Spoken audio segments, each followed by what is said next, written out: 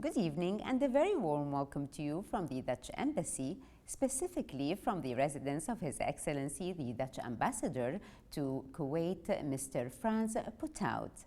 We are here today to give you an insight into His Excellency's views on Kuwait as seen through his eyes in our program Through Their Eyes. Let's go.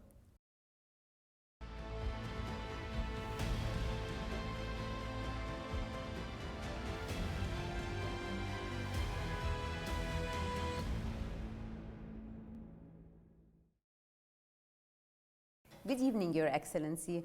In the beginning, I would like to welcome you and thank you for giving us this opportunity to get to know you better and for the public to know the role or discover the role of the Dutch Embassy here in Kuwait. Goedenavond en welkom bij onze programma.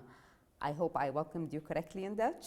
Your Dutch is terrific. I really congratulate you. Thank you very much. I can tell you it wasn't easy. Oh, it's really a very hard language to learn. Okay.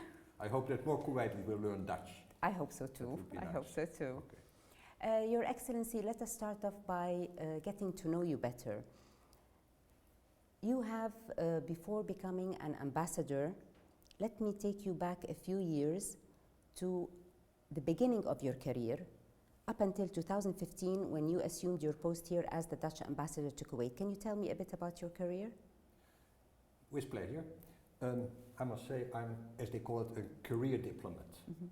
That means that after university, I was 26 years old, I started with Ministry of Foreign Affairs. Mm-hmm. And from there, I went to many countries, starting in Beijing, China, Vietnam, Middle East. And then every time you go a little step higher, you start as third secretary, and then second secretary. And then if you do really your best, you become first secretary. So in the end of the day, you become somewhere ambassador. And my first post as an head of mission was in Ramallah, Mm-hmm. Palestine. And then later on I was in Kazakhstan, also a country with lots of oil and gas. And now I'm so happy to be here in Kuwait. And if, let's say, the years go back, would you have chosen the same career? This is a very difficult question. Is it? Yes, what can we say? When I was young, and still, but I like music very much. And I was playing piano, organ, and there was a moment that I thought, and also my music teacher told me, so why don't you go to the conservatoire and become a professional musician? Why didn't you? Anyway, you have to realize that it's only worthwhile if you're really talented.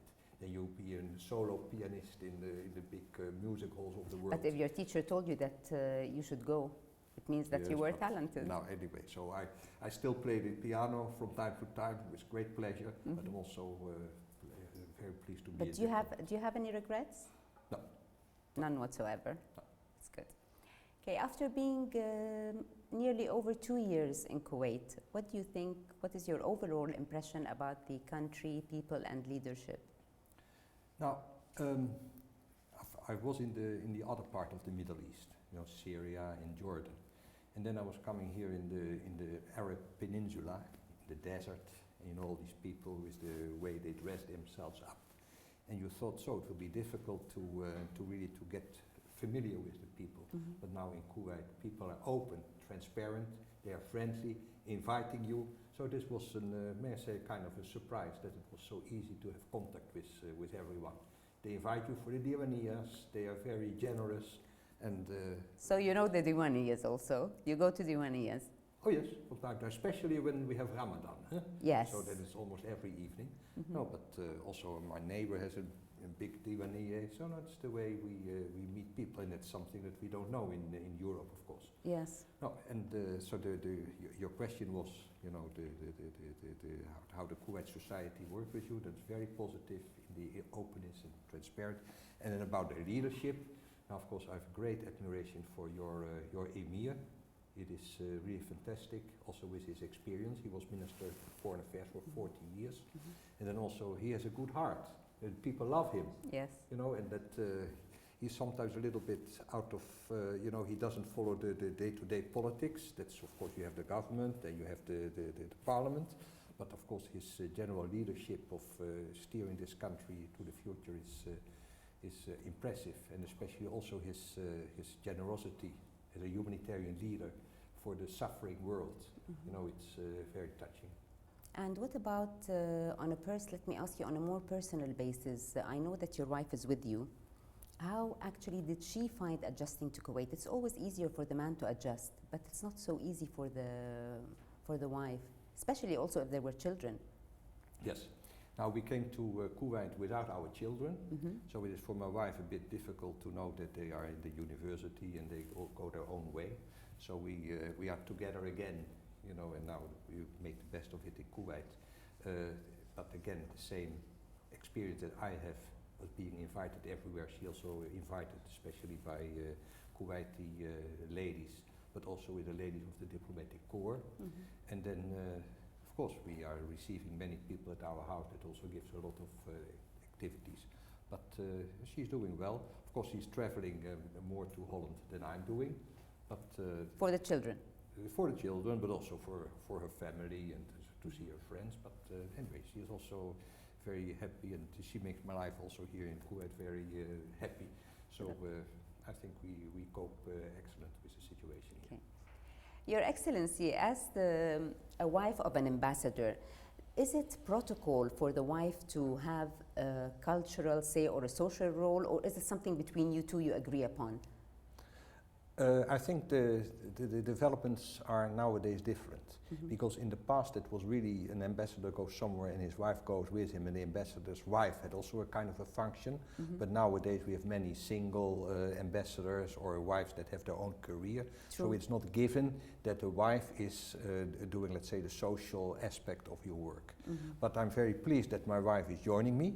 She was not always with me, but now she is with me, and then she tries to play her role.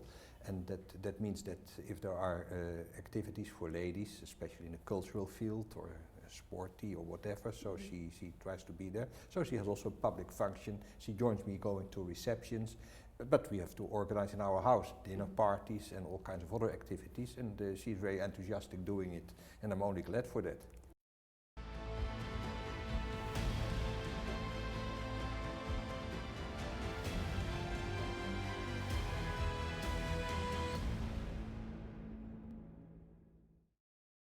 Before going into details about the bilateral ties between Kuwait and the Netherlands, I would like to clarify a very important point here actually. A lot of people, and that's also including myself, when referring to Holland, we tend to think or assume that it's the same as the Netherlands. And I came to recently know that that's not the case. Can you explain a bit about that? I'll try, but it's not so complicated. Okay. Because Holland is just a part of the Netherlands. It is the western part, and in the Golden Age, 300 years ago, this was the most important part: Amsterdam, Rotterdam, The Hague. So that's why people refer to the Netherlands as Holland, but you can compare it with England and the United Kingdom. So if you say a Scotsman, are you from England, he will be offended, yes. Offended. So that's why it's a bit with the Dutch and the Netherlands, but we are not so precise about it. So because Holland is a much more well-known and brand name, so that's why we often refer to the Netherlands as Holland, and we also do it ourselves. This takes me actually to another interesting fact. Amsterdam is the capital, whereas The Hague is where the government seat is. Why is that? Yes, it's also a historic development, because it was already in the Middle Ages that the Count of Holland has his residence in The Hague. So that's why the government was always in The Hague, while Amsterdam became the most important city of the country, and by that time even the most important city of the world in our golden age 300 years ago. So that's why Amsterdam got, you know, most important capital, and then of course the king is living in The Hague. In The Hague, yes, okay. And Koningsdag, did I pronounce it right? Very King's good. Day, yes. Okay. So Koningsdag happens in The Hague, or is it celebrated all over Netherlands? Now, Koningsdag, first of all, is the birthday of our king. And you see here at the embassy we are very proud of our king. He becomes 50 this year, and in Holland this is celebrated all over the country. But he himself, every year he chooses one city to celebrate his birthday. And this year it will be in Tilburg. So he doesn't celebrate it every year in the same place? No. to make it possible for the whole population to see it, let's say one in a lifetime, that you have the royal coming to having his party in your city. That's why this year is going to Tilburg. But we also will celebrate it here in Kuwait. And so this is the invitation card. And you see how beautiful colors we made. And why did I do so? Because we also want to celebrate the Dutch healthy food. Because we say, okay, we celebrate the birthday of the king, but we also give attention to the beautiful products we have from Holland here in Kuwait. But in Koningsdag, the noticeable thing is that they all go out in orange. Why orange? Why the color orange? It's also a history. The family name of our royal family is of Orange. Of Orange. It was always the Prince of Orange. And Orange is a tiny little place somewhere in France, but he has the title of Prince from that part of France. So that's why the family name is of Orange. And so that's why the people that were always supporters of the royal family, they dress themselves up in orange, and so that's why it's always orange. So it became our the Our soccer team is always in orange, so that's a little bit the national color. Amsterdam is known for its beautiful variety of flowers, especially tulips. What can you tell me about that? Now, it's also in history again, huh? Again. So our sailors in the golden age were going all over the world, and of course the tulip as origin, you know, it's also, is it from Turkey, is it from Iran, is it from the steppes in Kazakhstan?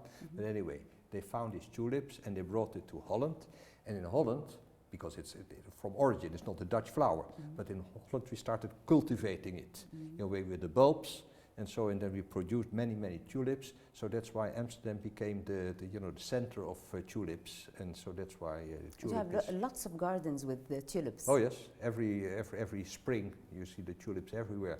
Maybe you know the Keukenhof, this very famous spring garden in Holland with so many flowers. So we have many tourists over there, and even we get now at our cultural section many Kuwaitis who like to go to Holland just to see the flowers of the Keukenhof. Yeah, I'm sure it's beautiful. So it's amazing. Yes, yes.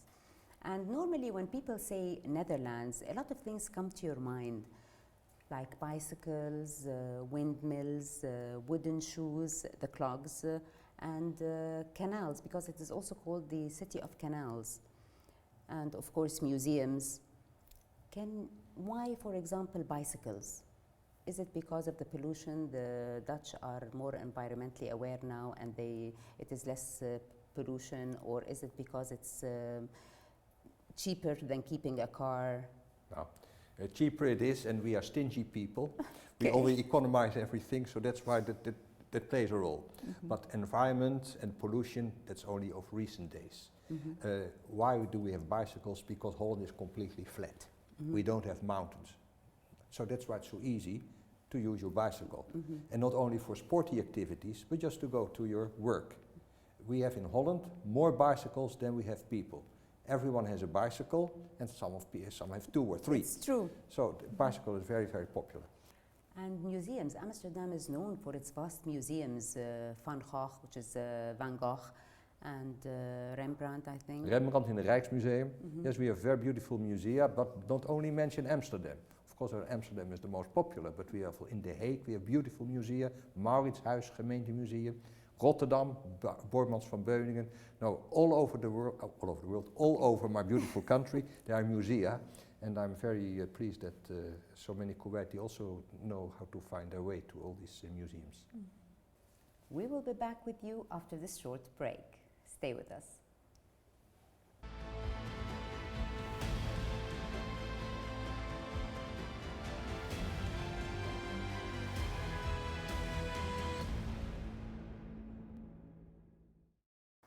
More and more people are looking for cleaner source of energy, especially the Dutch nowadays, especially after the earthquakes that's been happening in the north of Holland, especially in the province of Groningen.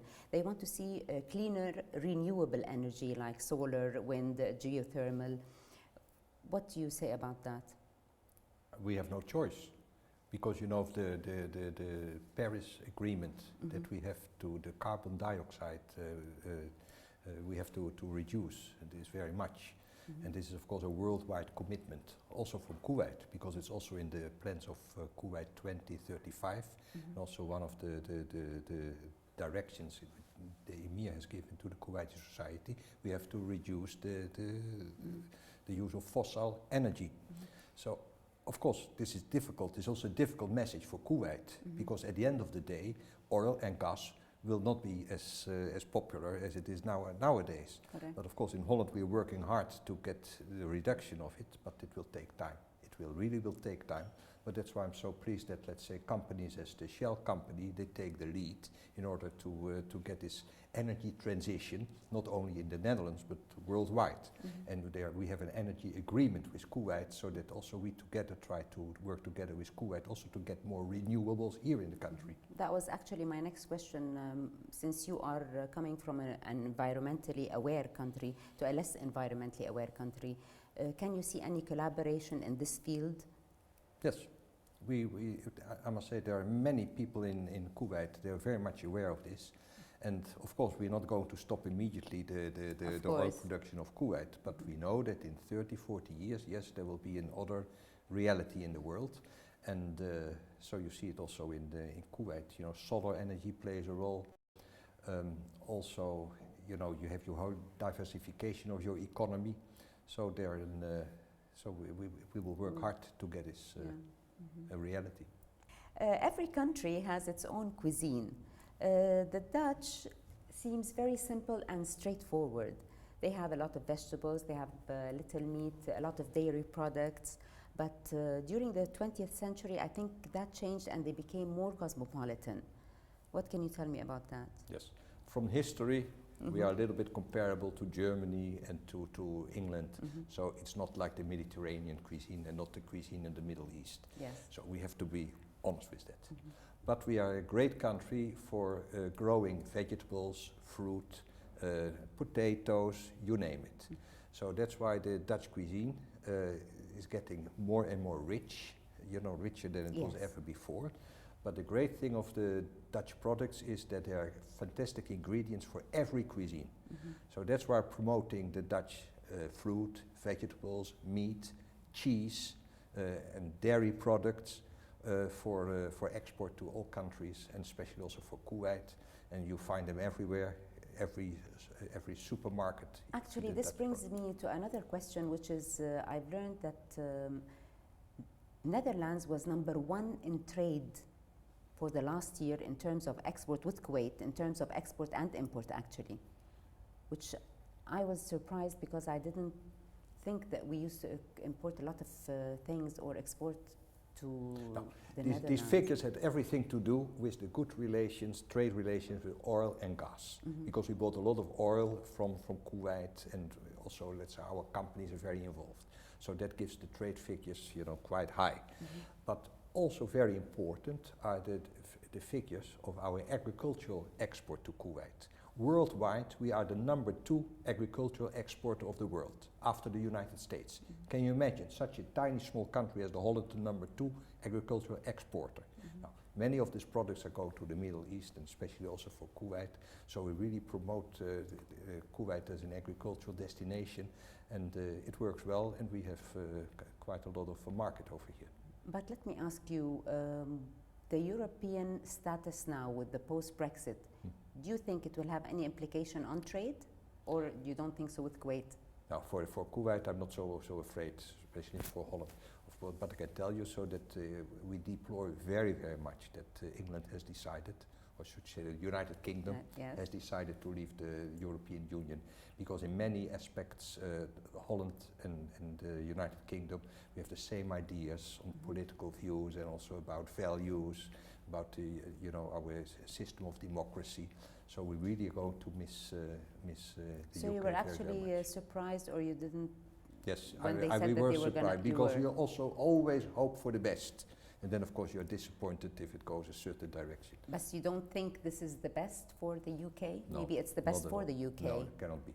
That cannot Since be. it wasn't really an EU country, right? Of course, there were many exceptions they always made. You know, they were not in Schengen, they were not in the Euro. But we have to realize that in the modern world, the world is a global village. We have to work together. So that's why I also think we have to work together with the GCC countries. The GCC has to work together. The only solution for the future is going together and not too separate. And of course, if you have your national culture, traditions, identity, so please go for it.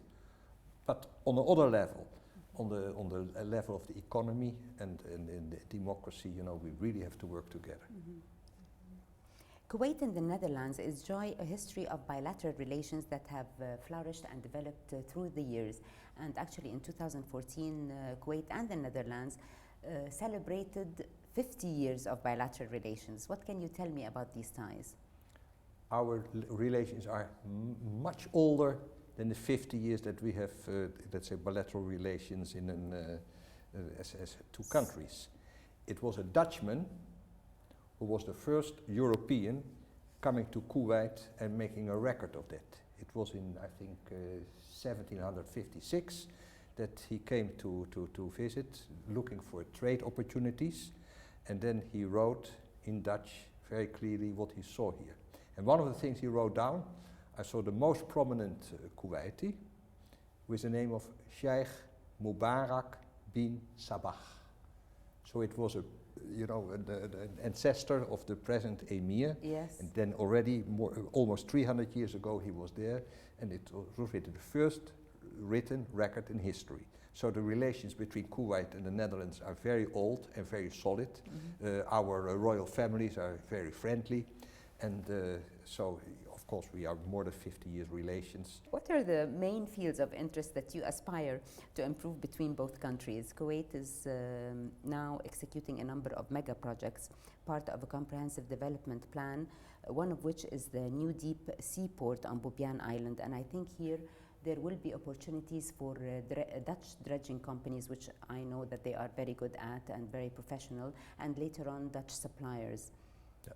Now the last 50 years, you know, it was mainly the Dutch oil companies that were very active in Kuwait, and that gives us the good relation between the two countries. But more and more now, when Kuwait is developing itself, yes, the dredging companies are coming in, infrastructure works. So we have been, the Van Oort company has been making the sandbed for the new Al Sur refinery. Now our companies are everywhere, and especially when it is very complicated, because I know that you also work very closely with Koreans and Chinese. Okay, that's all what Kuwaitis want, but if it really gets difficult, you rather come with a solid Dutch company. So that's why I really believe that in the near future you will see many more Dutchmen here assisting Kuwait in the development. We can talk about the metro line that we need, also the traffic. You know, you have to take measures in order to get rid of all the congestion every day. So when we are willing, our engineers to assist Kuwait where needed. And how satisfied are you with the level of cooperation between both countries in other fields? Let's say education, tourism, art and health. Let's take one by one. Education, in the field of education. Education, we really try to get more Kuwaitis to Holland to study there. And many Kuwaiti students are not aware that it's all in English. The Dutch universities, you can study in English. It's, I think, much nicer than the United States, because we are very pleasant people, easygoing. Yes, and closer also. Yes, also closer and also much cheaper.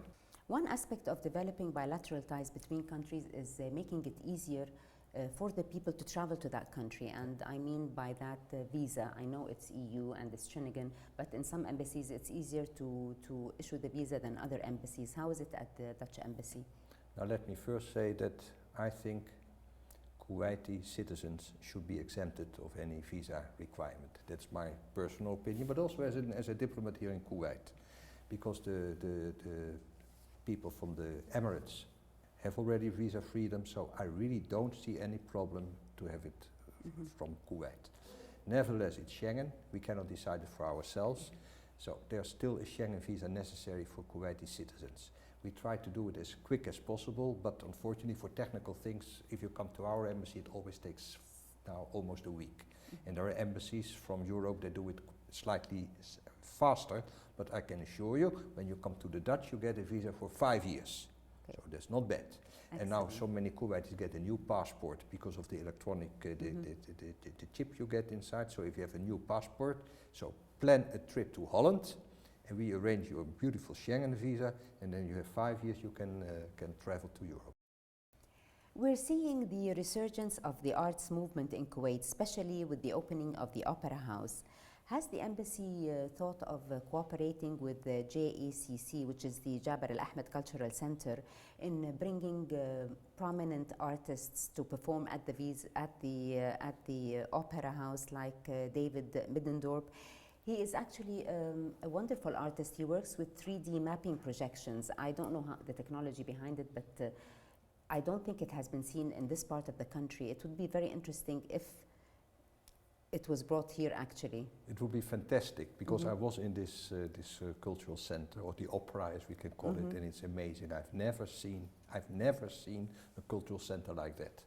So, but now it is there, and of course we have to find a possibility that the Dutch groups are coming there to perform. And of course I hope to be in contact with the center to see what we can develop in the future. But of course these kind of, the planning of this kind of events will take time. Also lots of money is involved, so but we really open for all this kind of... But take into consideration the Dutch National Ballet, because I know it's really nice. Yeah, it's because top they of also the world. they hosted a few months back, I believe, the Moscow Ballet.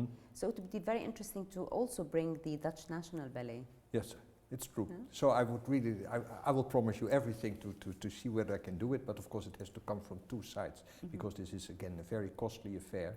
Exactly. And we also have to anyway, there should be a business model that we can bring them in, and maybe we can combine it with other GCC countries, because it's also, you know, something that we take into mind. But I think once you have this building, of course you can start, you know, having this kind of activities. Same goes for your national museum. If the museum is there, then of course you can think about exhibitions. So, but absolutely. I think you first need to have the infrastructure, and then you can come with all this kind of cooperation and the projects.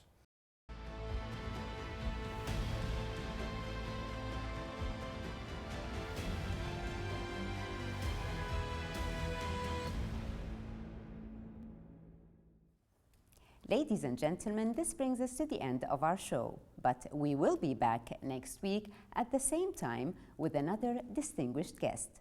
Have a very good evening.